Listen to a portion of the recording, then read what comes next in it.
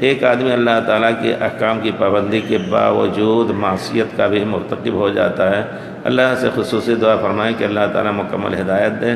دیکھیے ہم ایسے اوپر کے دل سے تو دعا کر دیں گے، لیکن آدمی کو خود اپنی دعا جو ہے رو کر کے اللہ تعالیٰ سے کرنی چاہیے۔ ادعونی، مجھ سے مانگو، تو اللہ نے کہا ہے کہ مجھ سے طلب کرو۔ ہاں خاص طور پر کسی بعض چیزوں کے اندر دعا کی طلب کی جا سکتی ہے بے شک، لیکن جو بھی ہو دعا کرنے والے کا دل اس طرح نہیں اخلاص کے ساتھ دعا کرے گا جس طرح اپنے لیے کرے گا۔ تو آپ خود نمازوں کے اندر آپ نفل پڑھیں، اور سجدے کے اندر پیارے رسول نے فرمایا ہے اما السجود فاکثروا فیہ الدعاء، سجدے میں زیادہ سے زیادہ دعا کرو، فقمن ان یستجاب لکم، اجابت اور قبولیت سے زیادہ حقدار اور قریب ہے۔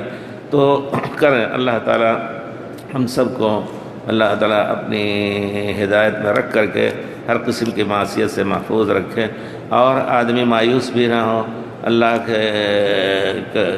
کے احکام پر چل رہا ہے، لیکن تقاضائے بشریت سے گناہ اس سے صادر ہو گیا، تو فوراً توبہ کریں۔